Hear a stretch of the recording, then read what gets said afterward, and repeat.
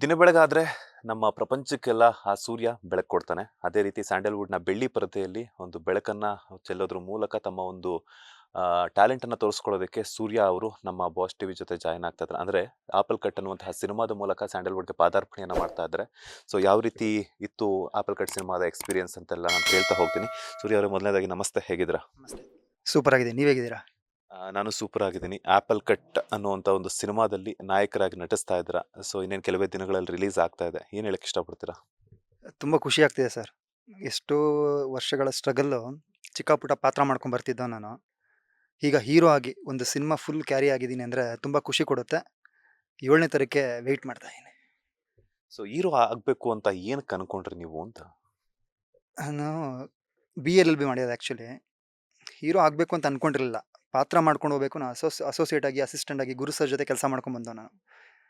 ಮೊದಲ ಸಲ ಟೈಮಲ್ಲಿ ಯೋಗೇಶ್ ನಾರಾಯಣ್ ಅವರ ಪ್ರೊಡಕ್ಷನಲ್ಲಿ ಅಸಿಸ್ಟೆಂಟ್ ಆಗಿ ಕೆಲಸ ಮಾಡಿದ್ದೀನಿ ಎಸ್ ಸರ್ ಜೊತೆ. ಹಾಗೆ 2ನೇ ಸಲ ಸಿನಿಮಾದಲ್ಲಿ ಗುರು ಸರ್ ಜೊತೆ, ಧನಂಜಯ ಸರ್ ಜೊತೆ ಅವ್ರದ್ದೇ ಪ್ರೊಡಕ್ಷನ್ ಯೋಗೇಶ್ ನಾರಾಯಣ್ ಪ್ರೊಡಕ್ಷನಲ್ಲಿ ಅಸಿಸ್ಟೆಂಟ್ ಆಗಿ, ಅಸೋಸಿಯೇಟ್ ಆಗಿ ಬ್ಯಾಂಕೆಲ್ಲ ನಾನೇ ಹೋಗ್ತಿದ್ದು. ಕಂಪ್ಲೀಟಾಗಿ ನಾನೇ ನೋಡ್ಕೊಂತಾ ಇದ್ದು ಪ್ರೊಡಕ್ಷನ್ ಇದೆಲ್ಲ. ಕೆಲಸ ಮಾಡ್ತಾ, ಮಾಡ್ತಾ, ಮಾಡ್ತಾ ಹೇಳಿದ್ರು, "ಏಯ್! ನೀನೇ ಹೀರೋ ಥರ ಇದ್ಯಲ್ಲಪ್ಪ ಮಾಡ್ಬಹುದಲ್ಲ" ಅಂತ ಹೇಳಿದ್ರು. ನಮ್ಮ ಗುರು ಸರು ಹೇಳಿದ್ರು, ನಮ್ಮ ಎಸ್ ಸರು ಹೇಳಿದ್ರು, ನಮ್ಮ ಯೋಗೇಶ್ ನಾರಾಯಣು ಹೇಳಿದ್ರು. ಬಟ್ ನನಗೆ ಸುಮ್ಮನೆ ರೇಗಿಸ್ತಾರಲ್ಲ ಅಂತ ನಾನು ಸುಮ್ನಾಗ್ಬಿಟ್ಟೆ. ಬಟ್ ಅದಕ್ಕೆ ತಯಾರಿ ತೊಗೊಬೇಕಲ್ಲ. ತಯಾರಿ ತೊಗೊಂಡು ಅದಕ್ಕೆ ಪ್ಲ್ಯಾನ್ ಮಾಡಿಕೊಂಡು ಫೈಟ್ ಕ್ಲಾಸ್ ಕಲ್ತ್ಕೊಂಡು ಅಪ್ಪು ವೆಂಕಟೇಶ್ ಅಂತಿದ್ದಾರೆ ಮಾಸ್ಟ್ರು. ಪ್ರಸನ್ನ ಥಿಯೇಟ್ರಲ್ಲಿ ಫೈಟ್ ಎಲ್ಲ ಹೇಳ್ಕೊಡೋರು. ಡ್ಯಾನ್ಸ್ ಎಲ್ಲ ಕಲ್ತ್ಕೊಂಡು ಫುಲ್ ಕಂಪ್ಲೀಟ್ ಆಗಿ ಎಲ್ಲ ತರಬೇತಿ ತೊಗೊಂಡು ಹೀರೋ ಆಗ್ಬೇಕು. ಸುಮ್ಮನೆ ಹೀರೋ ಆಗ್ಬಿಡ್ತೀನಿ ಅಂದರೆ ಅದು ಬಂದ ಪುಟ ಹೋದ ಪುಟ ಆಗ್ಬಿಡುತ್ತೆ. ಹಾಗಾಗಿ ಅದಕ್ಕೆ ತರಬೇತಿ ತೊಗೊಂಡು ಕಂಪ್ಲೀಟಾಗಿ ಅದನ್ನ ನಾನು ಸೀರಿಯಸ್ ಆಗಿ ತೊಗೊಂಡು ಬಿ.ಎಲ್.ಎಲ್.ಬಿ. ಕೋರ್ಸ್ ಎಲ್ಲ ಕಂಪ್ಲೀಟ್ ಮಾಡಿ ಪ್ರಾಕ್ಟೀಸ್ ಹೋಗದೆ ಮನೇಲಿ ಬೈಸ್ಕೊಂಡು ಕಿರ್ಚಾಡಿಸ್ಕೊಂಡು ಮನೇಲಿ ಎಲ್ಲ ಕಸಿನ್ಸ್ ಎಲ್ಲ ಫಾರಿನ್‌ಗೆ ಹೋಗ್ತಾಯಿದ್ದಾರೆ, ಸೆಟ್ಲ್ ಆಗ್ತಾಯಿದ್ದಾರೆ. ನೀನೇನಪ್ಪ ಇವಾಗ ಈ ಟೈಮಲ್ಲಿ ಎಲ್.ಎಲ್.ಬಿ. ಮಾಡಿ ಏನಕ್ಕೆ ಬೇಕು ನನಗೆ ಅಂತೆಲ್ಲ ಕೇಳಿದಾಗ, ಬೇಡ ನನಗೆ ಇದರಲ್ಲೇ ಏನೋ ಕೆರಿಯರ್ ಇದೆ ಅಂತ ಹೇಳಿದಾಗ 4-5 ಜನ ತುಂಬ ಜನ ಡೈರೆಕ್ಟರ್ಸ್ ಹೇಳಿದ್ರು, "ಇಲ್ಲ ಪ್ರಯತ್ನ ಮಾಡ್ಬೋದು, ಪ್ರಯತ್ನ ಮಾಡೋದ್ರಲ್ಲಿ ತಪ್ಪೇನಿಲ್ಲ" ಅಂತ ಹೇಳಿದಾಗ ನಾನು ಅದಕ್ಕೆ ಕಂಪ್ಲೀಟಾಗಿ ಡೆಡಿಕೇಶನ್ ಕೊಟ್ಟು ಹೀರೋ ಆದೆ. ಖುಷಿಯಾಗಿದೆ. ಮುಂದಿನ ದಿನಗಳಲ್ಲಿ ನಿಮ್ಗೆ ಎಲ್-ಎಲ್-ಬಿ ಮಾಡಿರೋದು ವೇಸ್ಟ್ ಆಗಲ್ಲ ಅನ್ಸುತ್ತೆ. ಬಿಕಾಸ್ ಯಾವ್ದಾದ್ರು ಒಂದು ಪವರ್‌ಫುಲ್ ಲಾಯರ್ ಕ್ಯಾರೆಕ್ಟರ್ ಬಂದ್ರೆ ಅಲ್ಲಿನ ರೂಲ್ಸ್ ರೆಗ್ಯುಲೇಷನ್ಸ್ ಎಲ್ಲ ಮಾತಾಡ್ಬೋದಲ್ಲ ಪವರ್‌ಫುಲ್ ಆಗಿ. ಖಂಡಿತ ನಮ್ಮ ತಂದೆಗೆ ಅದೇ ಹೇಳಿದೆ ನಾನು. ಲಾಯರ್ ಆದರೆ ಬರೀ ಒಂದು ಪಾತ್ರ ಮಾಡ್ತೀನಿ. ಸಿನಿಮಾಗೆ ಬಂದರೆ ಡಾಕ್ಟರ್ ಆಗ್ತೀನಿ. ಮತ್ತೆ ವಿಲನ್ ಆಗ್ತೀನಿ, ಹೀರೋ ಆಗ್ತೀನಿ. ಆ, ಹೆಂಡತಿಗೆ ಒಳ್ಳೆ ಗಂಡನಾಗಿ ಆ್ಯಕ್ಟ್ ಮಾಡ್ಬೋದು. ಅಂದರೆ ಎಲ್ಲ ಥರ ಪಾತ್ರ ಮಾಡ್ಬೋದು. ಅಂದರೆ ಇದು ನನಗೆ ಸಮಾಧಾನ ಕೊಟ್ಟಿದೆ. ಅದರಿಂದ ಇದು ಸಮಾಧಾನ ತಂದ್ಕೊಟ್ಟಿದೆ ನನಗೆ. ಹಾಗಾಗಿ ನನಗಿದು ಇಷ್ಟಪಟ್ಟು ನಾನೇ ಬಂದಿರೋದು. ಶೂಟಿಂಗ್ ಟೈಮಲ್ಲಿ ಆಗಿರ್ಬೋದು, ಬೇರೆ ಎಲ್ಲಾಗಿರ್ಬೋದು, ನೀವು ಹೇಳ್ತಿದ್ರಿ ಕಷ್ಟಪಟ್ಟು ಪ್ರಿಪರೇಷನ್ಸನ್ನ ಮಾಡ್ಕೊಂಡು ನಾವು ಸ್ಯಾಂಡಲ್‌ವುಡ್‌ಗೆ ಬರಬೇಕು ಅಥವಾ ಸಿನಿಮಾ ರಂಗಕ್ಕೆ ಬರಬೇಕು ಅಂತ ಹೇಳ್ಬಿಟ್ಟು. ನಿಮ್ಮ ಒಂದು ತರಬೇತಿ ಆಗಿರ್ಬೋದು ಅಥವಾ ಪ್ರಿಕಾಷನ್ಸ್ ಆಗಿರ್ಬೋದು ಯಾವ ರೀತಿ ಇತ್ತು ಒಂದು ಸಿನಿಮಾಗಾಗಿ ಅಂತ? ಅದೇ ಸರ್ ಹೇಳಿದ್ನಲ್ಲ, ಕಂಪ್ಲೀಟಾಗಿ ಫೈಟ್ ಎಲ್ಲ ಕಲ್ತ್ಕೊಂಡು, ಡ್ಯಾನ್ಸ್ ಎಲ್ಲ ಕಲ್ತ್ಕೊಂಡು, ಆದರ್ಶ ಫಿಲಮ್ ಇನ್ಸ್ಟಿಟ್ಯೂಟಲ್ಲಿ 1 ಇಯರ್ ಕೋರ್ಸ್ ಕಂಪ್ಲೀಟ್ ಮಾಡಿಕೊಂಡು, ಅದಕ್ಕೆ ಅಂತಾನೆ 1 ಇಯರ್ ಹೆಸರುಘಟ್ಟ ಮೇನ್ ರೋಡಲ್ಲಿದೆ. ಅಲ್ಲೆಲ್ಲ ಕೋರ್ಸ್ ಎಲ್ಲ ಕಂಪ್ಲೀಟ್ ಮಾಡಿಕೊಂಡು, ಅಲ್ಲೂ ಹೇಳಿದ್ರು ಎಸ್ ನಾರಾಯಣ್ ಸರ್ ಹೇಳಿದ್ರು, "ಇಲ್ಲ ನೀ ಹೀರೋ ಹೀರೋ ಮೆಟೀರಿಯಲ್" ಅಂತಾನೆ ಹೇಳಿದ್ರು. ನನಗೆ ಅವಾರ್ಡ್ ಕೊಟ್ಟಾಗ ಹೇಳಿದ್ರು ಅಲ್ಲಿ ಇದರಲ್ಲಿ ಹೆಸರುಘಟ್ಟದಲ್ಲಿ, "ಇಲ್ಲ ನೀ ಹೀರೋ ಮೆಟೀರಿಯಲ್ ಮಾಡು, ತುಂಬ ಚೆನ್ನಾಗಿ ಕಾಣ್ತೀಯ, ನಿನ್ನ ಹೈಟು ಪರ್ಸನಾಲಿಟಿ ಇಲ್ಲ, ಯಾರು ಆ ಥರ ಹೀರೋಗಳಿಲ್ಲ" ಅಂತ ಹೇಳಿದ್ರು. ಬಟ್ ನನಗೆ ಸುಮ್ಮನೆ ಎಲ್ಲರೂ ಹೇಳ್ತಾರಲ್ಲ ಅಂತ ನಾನು ಅನ್ಕೊಂಡೆ. ಬಟ್ ಹೋಗ್ತಾ ಹೋಗ್ತಾ ನನಗೆ ಅನ್ಸಕ್ಕೆ ಸ್ಟಾರ್ಟ್ ಮಾಡಿತು. ನನ್ನ ಮೇಲೆ ನನಗೆ ನಂಬಿಕೆ ಬರಕ್ಕೆ ಸ್ಟಾರ್ಟ್ ಆಯ್ತು. ಇಲ್ಲ ನಾನು ಆಗ್ಬೋದು. ನಾ ಹೀರೋ ಆಗಬೇಕು ಅಂತ ಬಂದಿಲ್ಲ. ಒಂದು ಪಾತ್ರ ಮಾಡಬೇಕು. ಆ ಪಾತ್ರಕ್ಕೆ ನ್ಯಾಯ ಒದಗಿಸ್ಬೇಕು ಅಂತ ಬಂದವನು. ಹಾಗಾಗಿ ದಿಲ್ ಪಸಂದಲ್ಲಿ ಮಾಡಿದೆ, ಮಳೇಲಿ ಮಾಡಿದೆ. ಇವಾಗ ಅಜಯ್ ಸರ್ ಜೊತೆ ಒಂದು ಚಿಕ್ಕ ಪಾತ್ರ ಮಾಡಿದ್ದೀನಿ. ಅದು ಬಿಟ್ಟರೆ ಬೀದಿ ನಾಟಕಗಳನ್ನ ಮಾಡ್ತಿದ್ದೆ. ನಿಮಗೆ ಬೀದಿ ನಾಟಕಗಳಲ್ಲಿ ನನಗೆ ತುಂಬ ಪುಷ್ ಮಾಡಿದ್ರು. ಅಂದರೆ ನಾಟಕ ಮಾಡ್ತಾ ಮಾಡ್ತಾ ಎಲ್ಲರೂ ಹೇಳಿದ್ರು, "ಇಲ್ಲ ನೀನು ಹೀರೋ ಮೆಟೀರಿಯಲ್ ಮಾಡಿ, ಚಿಕ್ಕ ಪುಟ್ಟ ಪಾತ್ರ ಮಾಡಕ್ಕೆ ಹೋಗಬೇಡಿ" ಅಂತ ಹೇಳಿದ್ರು. ಬಟ್ ನಾನು ಎಲ್ಲ ಪಾತ್ರನೂ ಮಾಡ್ಕೊಂಡು ಬಂದವನು. ಬಟ್ ಅಲ್ಲಿಂದ ಬಂದ್ರೇನೆ ನಿಮ್ಗೆ ಅದಕ್ಕೆ ವ್ಯಾಲ್ಯೂ ಸಿಗೋದು. ಸುಮ್ಮನೆ ಪಟ್ ಅಂತ ಬಂದು ಹೀರೋ ಆಗ್ಬಿಟ್ಟು ಅಂದರೆ ಅದಕ್ಕೆ ನಿಮ್ಗೆ ಮರ್ಯಾದೆನೂ ಇರಲ್ಲ ಹೀರೋನ ಪೋಸ್ಟ್‌ಗೆ. ಹಾಗಾಗಿ ಅದನ್ನೆಲ್ಲ ತಗೊಂಡು ನಿಭಾಯಿಸ್ಕೊಂಡು ಹೀರೋ ಆದವ ನಾನು. ನೀವು ಹೇಳ್ತಾ ಇದ್ರಿ ಆಗ್ಲೇ ಗ್ರೂಪ್ ಸರ್ ಜೊತೆ ಎಲ್ಲ ಆಕ್ಟ್ ಮಾಡ್ತಿರ್ಬೇಕಾದ್ರೆ ಆಗನೇ ಯಶ್ ಅವ್ರ ಜೊತೆ ಮೊದಲ ಸಲದಲ್ಲಿ ಅಸೋಸಿಯೇಟ್ ಆಗಿ ಎಲ್ಲ ಕೆಲಸ ಮಾಡ್ತಿರ್ಬೇಕು. ಯಶ್ ಅವ್ರು ಹೇಳಿದ್ರು ನಿಮ್ಗೆ ಅಂತ ಹೇಳ್ತೀರಿ ಹೀರೋ ಮೆಟೀರಿಯಲ್ ಹೀರೋ ಆಗಿ ಆಕ್ಟ್ ಮಾಡು ಅಂತ. ಈಗ ಅವರೂ ಸಹ ಮೆಜೆಸ್ಟಿಕ್‌ನ ಫುಟ್‌ಪಾತಲ್ಲಿ ಮಲಗಿದ್ದಂಥವ್ರು ಇವತ್ತು 5 ಸ್ಟಾರ್ ಹೋಟ್ಲಾಗಿರ್ಬೋದು, 7 ಸ್ಟಾರ್ ಹೋಟ್ಲ್ ಸಖತ್ತಾಗಿರುವಂಥ ಒಂದು ಹೈಫೈ ಲೈಫನ್ನ ಲೀಡ್ ಮಾಡ್ತಾರೆ. ಬಿಕಾಸ್ ಅವ್ರು ಕಂಡಿರುವಂಥ ಕನಸನ್ನೆಲ್ಲ ನನಸು ಮಾಡ್ಕೊಂಡಿದ್ದಾರೆ ಅವರ ಒಂದು ಶ್ರಮದಿಂದ. ಸೊ ಮುಂದಿನ ದಿನಗಳಲ್ಲಿ ನೀವು ಅವ್ರ ಜೊತೆ ಆಕ್ಟ್ ಮಾಡುವಂಥ ಚಾನ್ಸ್ ಸಿಕ್ಕಿದ್ರೆ ಹೆಂಗ್ ಅನ್ಸುತ್ತೆ? ಅವತ್ತು ಆ ಮಾತು ಹೇಳಿದ್ರು ಅಂತ ಹೇಳ್ಬಿಟ್ಟು ಅವ್ರ ಹತ್ರ ಡಿಸ್ಕಸ್ ಮಾಡ್ತೀರಾ ಅಂತ? ಖಂಡಿತ ಸರ್. ಅದೊಂದು ಸೌಭಾಗ್ಯ ಅಂತಲೇ ಹೇಳ್ಬೋದು. ಯಾಕೆಂತ ಹೇಳಿದ್ರೆ ನಿಮಗೆ ಸ್ಟಾರ್ ಅಂತ ಹೇಳೋದಕ್ಕಿಂತ down to earth person Yash sir. ಹಾಗೆ ನಿಮಗೆ ಪ್ಯಾನ್ ಇಂಡಿಯಾ ಸ್ಟಾರ್ ಇವತ್ತವರು. ನಮ್ಮ ನಮ್ಮ ಇಂಡಸ್ಟ್ರಿಗೇನೆ ಒಂದು ಖುಷಿ ಕೊಡುತ್ತಾ ಹೇಳೋದಕ್ಕೇನೆ. ಖಂಡಿತ ನನಗೆ ಸಿಕ್ಕಿದ್ರೆ ಅವಕಾಶ ಯಾವುದೇ ಪಾತ್ರ ಆದರೂ 100% ನಾನು ಮಾಡ್ತೀನಿ. ಯಾಕೆಂತ ಹೇಳಿದ್ರೆ ಪ್ರಸನ್ನ ಥಿಯೇಟ್ರಲ್ಲಿ ಬೆಳಗಿನ ಜಾವ 3 ಗಂಟೆಗೆ ಬಂದು ಪ್ರಾಕ್ಟೀಸ್ ಸ್ಟಾರ್ಟ್ ಮಾಡೋರು. ಕ್ಲಾಸ್ ಇರೋದು 4:15ಗೆ. ನಾವು 5 ಗಂಟೆಗೆ ಹೋಗ್ತಿದ್ವಿ. 3 ಗಂಟೆಗೆ ಬಂದು ಜಾಗ್ ಮಾಡಿ, ಫ್ರೀ ಎಕ್ಸರ್ಸೈಸ್ ಎಲ್ಲ ಮಾಡಿ, ಸ್ಟ್ರೆಚ್ ಮಾಡ್ತಾರಲ್ಲ, ಅವರೇ ಪ್ರಾಕ್ಟೀಸ್ ಮಾಡೋರು. ನೀವು 3 ಗಂಟೆಗೆ ಬಂದು ಮಾಡೋರು. ನನಗಿನ್ನ ನೆನಪಿದೆ ಅದು. ಅವಾಗ ಸೀರಿಯಲ್ಸ್ ಮಾಡ್ತಿದ್ರು. ಬಟ್ ಆ ಡೆಡಿಕೇಶನ್ ಕೊಟ್ಟು ಮಾಡ್ತಿದ್ರು. ಅವ್ರು ಅವಾಗಲೂ ಹೇಳೋರು, "ಫೋಕಸ್ ಒಂದು ಕಡೆ ಮಾಡಿ, ಫೋಕಸ್ ಒಂದು ಕಡೆ ಮಾಡಿ, ಫಲ ಸಿಕ್ಕೇ ಸಿಗುತ್ತೆ" ಅಂತ. ಆ ಫಲ ಇವತ್ತು ಕಾಣ್ತಾ ಇದೆ. 7ನೇ ತಾರೀಕೋಸ್ಕರ ಕಾಯ್ತಾ ಇದೀನಿ.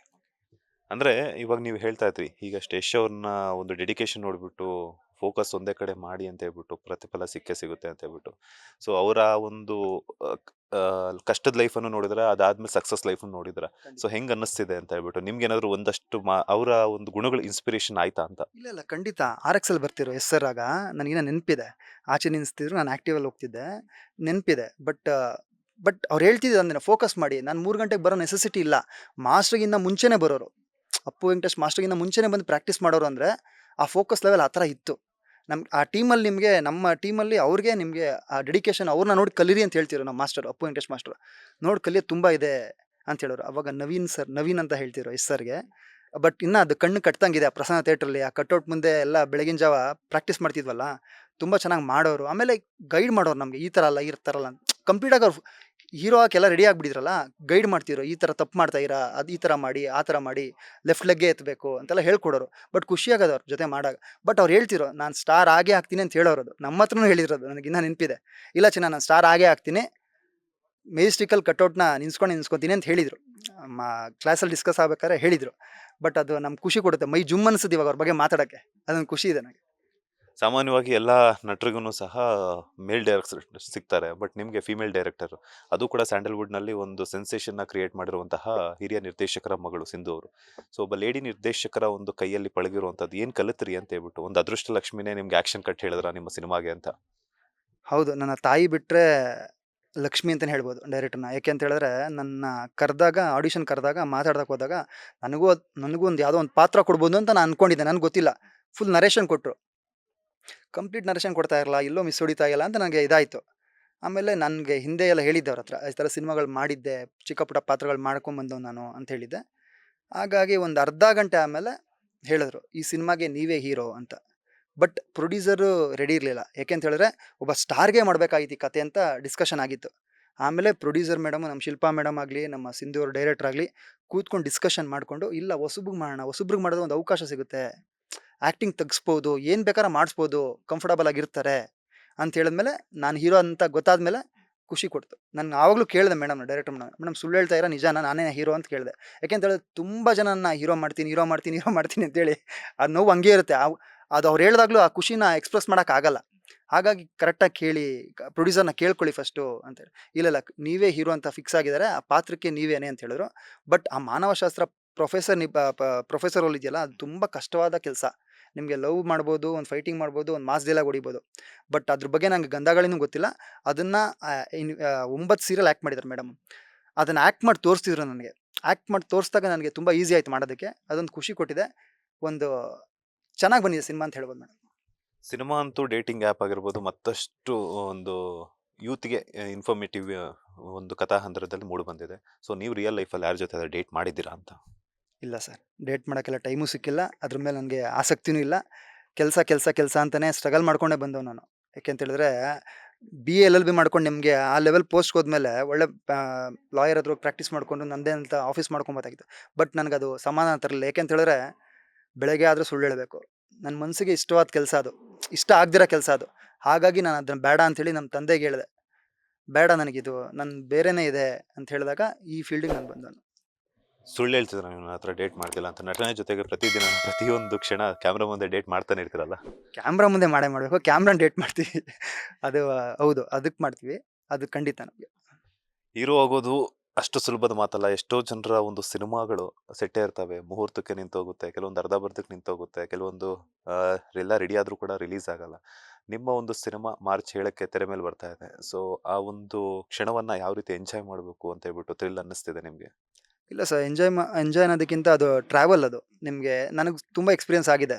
ನಾನು ಇದಕ್ಕಿಂತ ಮುಂಚೆ 2 ಸಿನಿಮಾ ಹೀರೋ ರಿಲೀಸ್ ಆಗಿಲ್ಲ. ಟು ಬಿ ಫ್ರ್ಯಾಂಕ್ ರಿಲೀಸ್ ಆಗಿಲ್ಲ. ಆ ನೋವು ಅವ್ನಿಗೆ ಗೊತ್ತಿರುತ್ತೆ, ಆ ಕಲಾವಿದಂಗೆ ಗೊತ್ತಿರುತ್ತೆ. ಯಾಕೆ ಅಂತ ಹೇಳಿದ್ರೆ, ಒಂದು 2 ಇಯರ್ಸ್ 3 ಇಯರ್ಸ್ ಟ್ರಾವೆಲ್ ಮಾಡಿರ್ತೀವಿ. ಸಡನ್ನಾಗಿ ನಿಲ್ಲಿಸ್ಬಿಡ್ತಾರೆ. ಶೂಟಿಂಗ್ ಎಲ್ಲ ಆಗಿರುತ್ತೆ, ಸೆನ್ಸಾರ್ ಆಗಿರುತ್ತೆ, ಸಿನಿಮಾ ಆಚೆನೇ ಬರಲ್ಲ. ಬಂದಾಗ ಕಲಾವಿದ ಕುಗ್ಗೋಗ್ತಾನೆ. ನನ್ನಂಥ ಕಲಾವಿದರು ಎಷ್ಟೊಂದು ಜನ ಇದ್ದಾರೆ. ನಾನೊಬ್ಬನೇ ಅಲ್ಲ. ಎಷ್ಟೊಂದು ಜನ ಸಿನಿಮಾಗಳು ಹೀರೋ ಆಗಿ ಮಾಡಿ ಸಿನಿಮಾ ರಿಲೀಸೇ ಆಗಿಲ್ಲ. ಬಟ್ ನಿಮ್ಗೆ ಹೇಳ್ಕೊಳಕ್ಕಾಗಲ್ಲ. "ಏ ಎಲ್ಲೂ ನೋಡೇ ಇಲ್ಲ ಗುರು ನಿನ್ನ" ಅಂತ ಹೇಳ್ತಾರೆ. ಹಂಗಾದಾಗ ತುಂಬ ನೋವಾಗುತ್ತೆ. ಅದಕ್ಕೆ ಅಂತ ಒಂದು 3 ವರ್ಷ ಎತ್ತಿಟ್ಟಿರ್ತೀವಿ. ಇವಾಗ ಒಂದು ಪಾತ್ರ ಅಂತ ಹೇಳಿದಾಗ ಫ್ರಂಟ್ ರೋಲ್ ಅಂತ ಹೇಳಿದಾಗ ಬಂದು ಮಾಡ್ಬಿಟ್ಟು ಆ್ಯಕ್ಟ್ ಮಾಡಿ ಹೊರ್ಟೋಗ್ತೀವಿ. ಬಟ್ ಈ ಸಿನಿಮಾಗೆ 3 ವರ್ಷ ಡೆಡಿಕೇಶನ್ ಆಗಿ ನಿಂತಿರ್ತೀವಲ್ಲ, ಅವ್ರು ಏನೇ ಕೇಳಿದ್ರು ಅದನ್ನ ಡೈರೆಕ್ಟರ್ ಏನೇ ನಿರ್ದೇಶಕರು ಏನೇ ಕೇಳಿದ್ರು ಅದನ್ನ ನಾವು ಮಾಡ್ಕೊಟ್ಟಿರ್ತೀವಲ್ಲ, ಸಿನಿಮಾ ರಿಲೀಸ್ ಆಗದೆ ಇರುವಾಗ ತುಂಬ ನೋವಾಗುತ್ತೆ. ಆಮೇಲೆ ಆಚೆ ಹೇಳ್ಬಿಟ್ಟಿರ್ತೀವಿ. ಎಲ್ಲರ ಹತ್ರ ಹೇಳಿರ್ತೀನಿ, ಈ ಸಿನಿಮಾ ಹೀರೋ ಅಂತ ಹೇಳಿದಾಗ, "ಸಿನಿಮಾ ರಿಲೀಸೇ ಆಗಿಲ್ವಲ್ಲ ಗುರು" ಅಂತ ಕೇಳ್ತಾರೆ. "ಇಲ್ಲ ಬ್ರದರ್ ಹಿಂಗಾಯ್ತು" ಅಂತ ಹೇಳಿದಾಗ, "ಬಿಡಿ ನೆಕ್ಸ್ಟ್ ಟೈಮ್ ಟ್ರೈ ಮಾಡಿವ್ರಂತೆ ಒಳ್ಳೇದಾಗುತ್ತೆ" ಅಂತ ಹೇಳ್ತಾರೆ. ಅದೊಂದು ಹುಮ್ಮಸ್ಸೇ ನಮ್ಮನ್ನ ಇಲ್ಲಿವರೆಗೂ ಕರ್ಕೊಂಬಂದಿರೋದು. ಇವಾಗಂತೂ 7ನೇ ತಾರೀಕಿಗೆ ಕಾಯ್ತಾ ಇದೀನಿ. ನಾನು SLC ಎಕ್ಸಾಮ್ ರಿಸಲ್ಟ್ ಬಂದಾಗಲೂ ನಮ್ಮ ತಂದೆ ಭಯಪಟ್ಟಿದ್ರು. PUC ರಿಸಲ್ಟ್ ಬಂದಾಗ ನಮ್ಮ ತಂದೆ ಭಯಪಟ್ಟಿದ್ರು. ನನ್ನ ಮಗಂದು ಏನಾಗುತ್ತೋ ರಿಸಲ್ಟು ಅಂತ. BLLB ಎಕ್ಸಾಮ್ ಬಂದಾಗಲೂ ರಿಸಲ್ಟು ನನಗೆ ಗೊತ್ತಿತ್ತು. ನಂದು ರಿಸಲ್ಟ್ ಇಷ್ಟೇ ಅಂತ ಗೊತ್ತಿತ್ತು. ಇಷ್ಟರಲ್ಲೇ ಪಾಸ್ ಆಗ್ತೀನಿ, ಇಷ್ಟರಲ್ಲೇ ಜಸ್ಟ್ ಪಾಸ್ ಅಂತ ಗೊತ್ತಿತ್ತು. ಬಟ್ ಆ ಭಯ ನನಗೆ ಇವತ್ತಾಗ್ತಿದೆ.